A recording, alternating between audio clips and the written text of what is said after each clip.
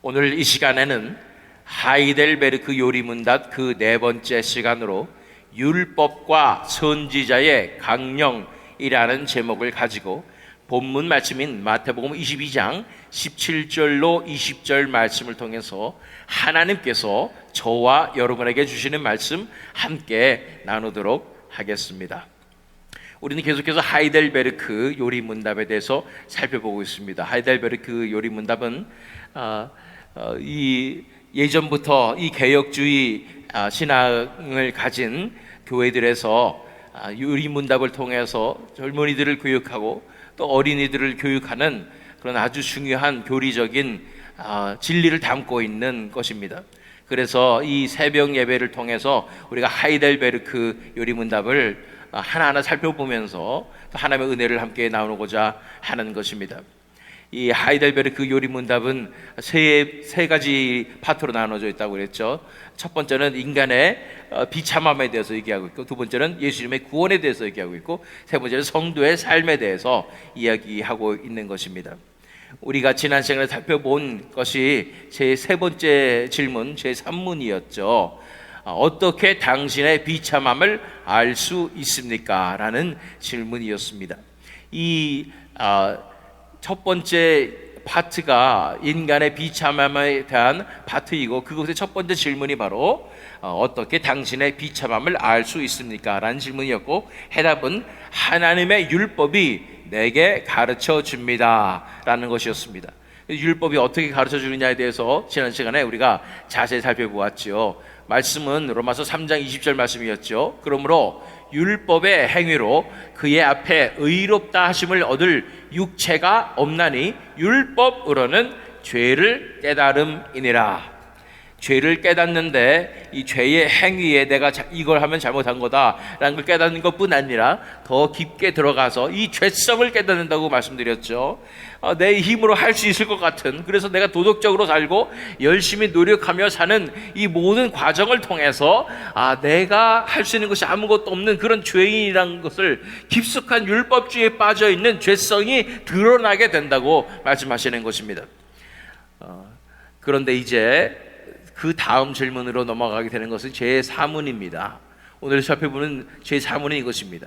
하나님의 율법이 우리에게 무엇을 요구합니까? 라는 질문이죠.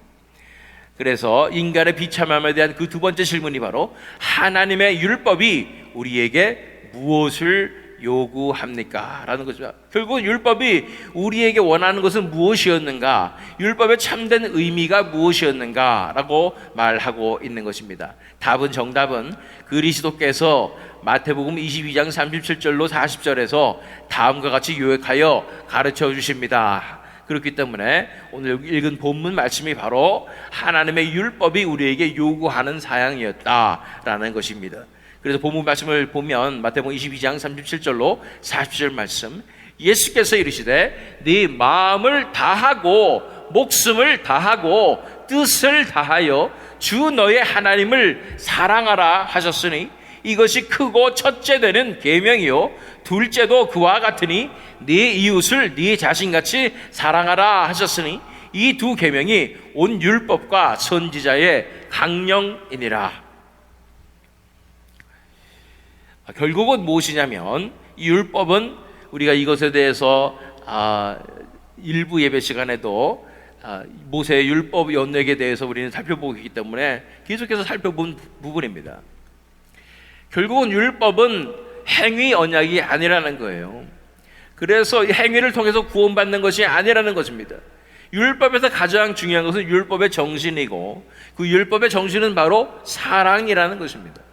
하나님을 사랑해야 한다는 것이고, 하나님을 사랑하기 때문에 하나님의 거룩하심을 배려해서 이스라엘 백성들이 시내산에서 그리고 광야에서 가나안 땅에서 성막 안에 계신 하나님, 시내산에 계셨던 하나님, 성막에 계셨던 하나님, 또 성전에 계셨던 그 하나님의 그 임재를 배려해드리면서, 거룩함을 배려해드리면서 어떻게 살아갈까 하는 것이 율법이었기 때문에 율법의 정신은 하나님을 배려해드리는 것이고, 하나님께 미니스터, 하나님께 사역하는 것이고, 그리고 하나님을 사랑하는 것이라는 것입니다. 그래서 하나님을 사랑하라는 것이 율법의 정신인데, 이것이 어떻게 가능하고 이것이 어떻게 이웃을 사랑하는 것과 연결이 될 수 있는가 하는 것입니다. 우리가 하나님을 어떻게 사랑할 수가 있겠습니까? 하나님을 사랑하기 위해서는 하나님이 어떤 분이심을 알면 사랑할 수가 있습니다. 하나님의 어떤 분이심을 우리가 보게 된다면 그분에게 한마디로 한눈에 반할 수가 있습니다. 그 하나님의 아름다우심과 하나님의 영광을 바라볼 수 있게 된다면, 그분의 아름다운 인격을 우리가 실체적으로 바라볼 수 있게 된다면 그분한테 반하지 않고는 배길 수가 없다는 것입니다. 우리 인간의 유한한 존재와는 너무도 다른 하나님의 아름다우심과 거룩하심과 위대하심을 우리가 느낄 수가 있다는 것입니다. 그것은 오직 하나님의 은혜가 베풀어진 자들에게만 가능합니다. 하나님의 은혜가 베풀어져서 눈이 떠져야 실체를 알고 객관적인 사실을 알게 되는데, 그 객관적인 사실은 우리가 괜찮았다고 생각했던, 그리고 잘 살고 있었다고 생각했던 우리는 아주 추악한 죄인이라는 사실을 깨닫게 되는 것입니다.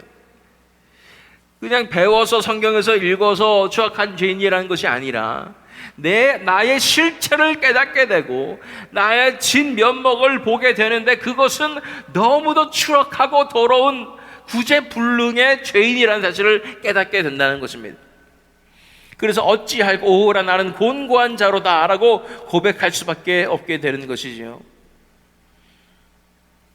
너무도 타락하고 어둡고 선한 것이 하나도 없는 그런 나의 적나라한 모습을 바라보게 된 그 상황에서 또 내 눈이 열리게 될 때에 바라보게 되는 것은 하나님의 영광입니다. 하나님의 거룩하심입니다. 하나님의 아름다우심인 것입니다. 그분의 그 영광을 바라보는 순간 나와는 너무도 대비되는 하나님의 그 아름다우심과 빛나는 그 영광을 바라보게 될 때 그분 앞에 완전히 굴복하게 되는 것입니다. 내가 그래도 괜찮은 사람인 것 같았을 때는 하나님 앞에 좀 당당하게 나가고 그렇지만 하나님을 그렇게까지 사모하거나 하나님한테 반하거나 그런 느낌보다는 그냥 하나님이니까 내가 섬겨드려야지 하는 그런 생각밖에 없는데, 내가 완전히 죄인 되어서 무너지고 난 다음에 하나님의 실체를 느끼게 된다면 그는 너무도 아름다우시고 완벽하신 분이시고 어떻게 그분을 사모하지 않고는 배길 수 없는 엄청난 분인 것을 알게 되는 것입니다. 이렇게 하나님의 영광을 바라보는 것뿐 아니라 하나님께서 성경을 통해서 하나님의 어떠하심을 다 드러내셨습니다. 창세기부터 요한계시록까지 하나님께서 어떠한 분이심을 드러내셨는데, 성경에 드러난 하나님은 위대하시고 능력이 많으시고 창조주시고 이런 것뿐 아니라 우리를 사랑하시고 케어하셔서 우리를 위한 이 구원의 계획을, 그 예수 그리스도를 독생자를 보내는 그 계획을 구약부터 신약까지 다 철저하게 계획하시고 이루어주시고, 또 십자가의 놀란 역사로 이것을 다 예표하시고 계획하셨던 그 하나님이신 것을 바라보게 될 때 그분을 신뢰하지 않고는 배길 수가 없게 되는 것입니다. 그래서 하나님의 실체를 보고 만나고 알고 배운 그런 사람들은 하나님 앞에 엎드러져서 하나님 말을 사모하며 하나님 말을 사랑할 수밖에 없다는 것입니다. 하나님을 사랑하십니까? 정말로 하나님을 목숨을 다하고 뜻을 다하여 사랑하십니까? 마음을 다하여 사랑하십니까? 이것은 억지로 하려고 하면 되지가 않습니다.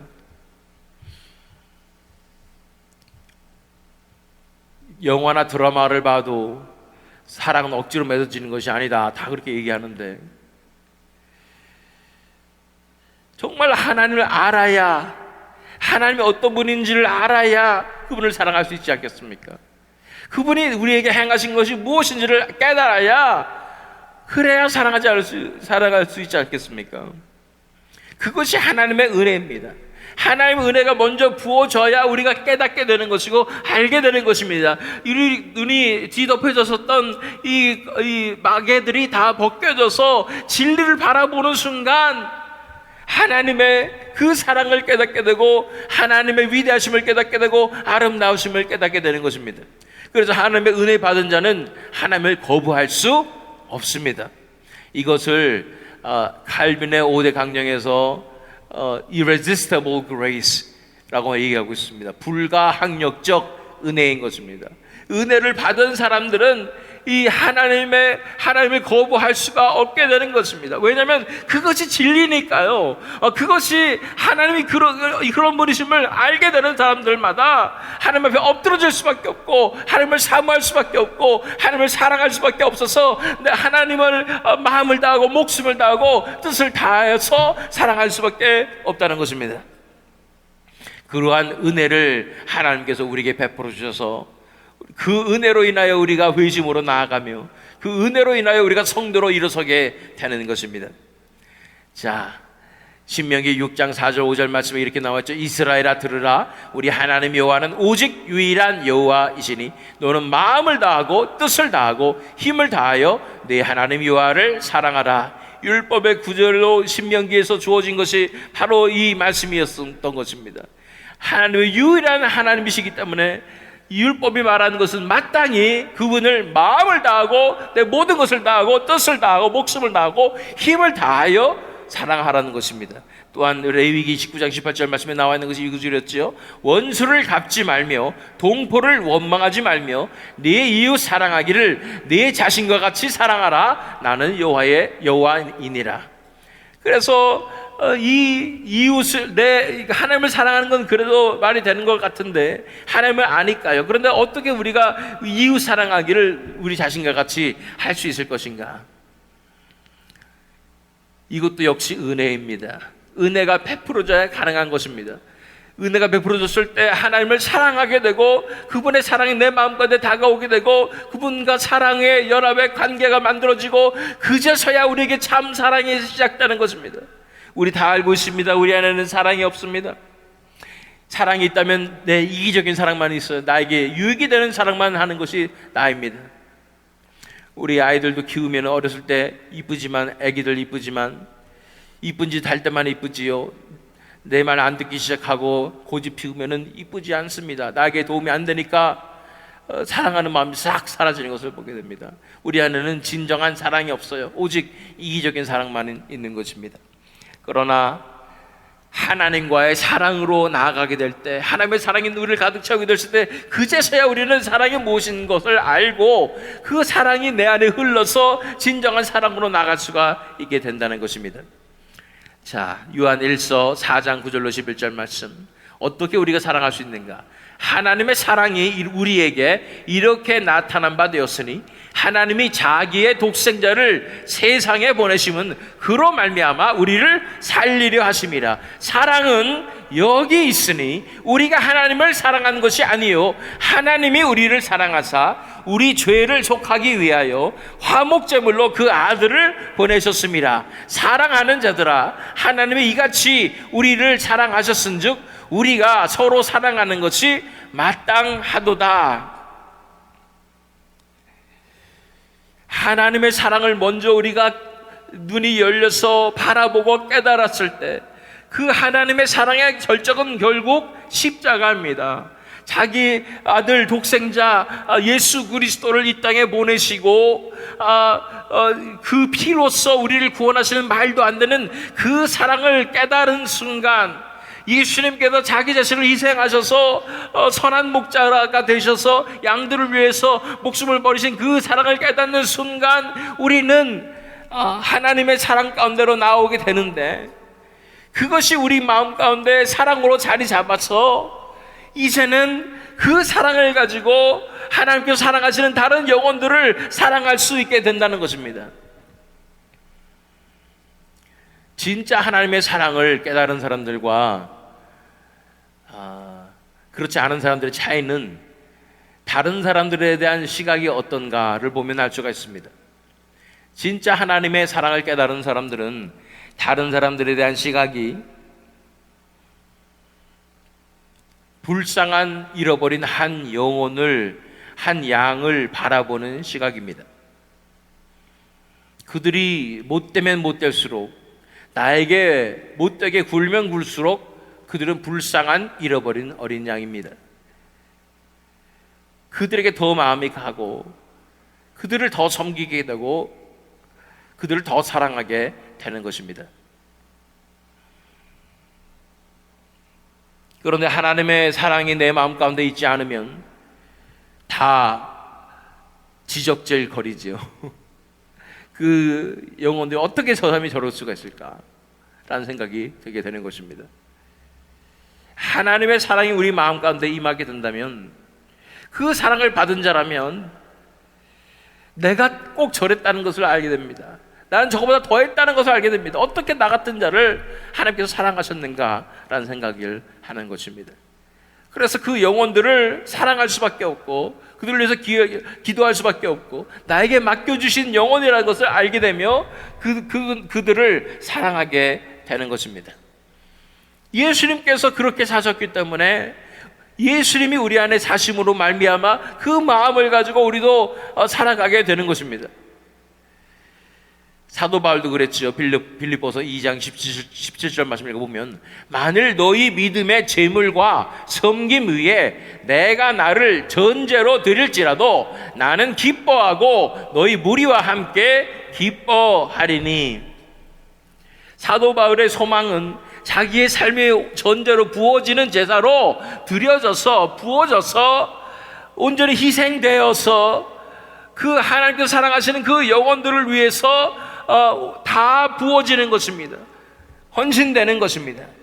그렇게 될지라도, 그래서 자기의 생명을 다 하나하나 나눠줘서 자기에게는 아무것도 남지 않는 것 같은 상황이 벌어진다 할지라도 나는 기뻐하고 너희 무리와 함께 기뻐하리라 라고 말하는 것이 어떻게 가능하겠냐는 것입니다. 우리에게는 사랑이 없지요. 그러나 하나님의 사랑을 받은 자에게 참 사랑이 액티베이트 되는 거예요. 깨달아지겠다는 것입니다. 예수님의 사랑이 우리에게 임하는 것입니다. 영혼을 바라볼 때 불쌍한 영혼들을 잃어버리는 한 영혼으로 바라보며 그들을 위해서 나의 모든 것을 내어드리는 예수 그리스도의 사랑으로 나오게 되는 것입니다. 이것이 천국의 삶이요, 천국의 백성의 문화이며 그것이 천국의 에너지입니다. 이러한 사랑으로 나오게 될 때 하나님께서 우리에게 주신 그 율법들이 다 이루어지게 되는 것을 보게 됩니다. 우리 삶 가운데 지키려고 지키는 것이 아니라 우리 삶 가운데 열매로 드러내게 되는 것을 보게 되는 것입니다.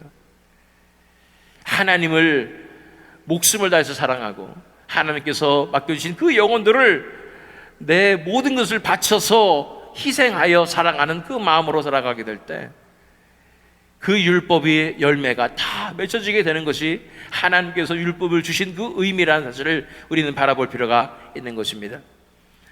마지막으로 본문 말씀 다시 한번 읽습니다. 마태복음 22장 37절로 40절 말씀이죠. 예수께서 이르시되 네 마음을 다하고 목숨을 다하고 뜻을 다하여 주 너의 하나님을 사랑하라 하셨으니 이것이 크고 첫째는 계명이요 둘째도 그와 같으니 내 이웃을 네 자신같이 사랑하라 하셨으니 이 두 계명이 온 율법과 선지자의 강령이니라. 저희 사문의 질문은 하나님의 율법이 우리에게 무엇을 요구합니까? 라는 질문이었고 그 답은 바로 하나님을 목숨을 다해서 사랑하고 이웃을 네 자신같이 사랑하라는 것이었다는 것. 이것은 하나님의 사랑을 먼저 받아서 우리가 할 수 있다는 것에 대해서 오늘 살펴보았습니다. 우리 마음 가운데 하나님의 사랑을 깊게 깨닫고 하나님을 만남으로 말미암아 그 사랑이 넘쳐서 지금도 오늘도 하루도 만나는 영혼들에게 예수 그리스도의 사랑을 전하며 정말로 해야 되니까 하는 것이 아니라 그들을 정말 불쌍히 여기며 그들을 위해서 내 인생을 다 내어주는 부어지는 전제와 같이 드려지는 진정한 성도의 삶을 사시는 저와 여러분 되시기를, 또한 이 새믿음 장로교 되기를 예수 그리스도 이름으로 축원합니다.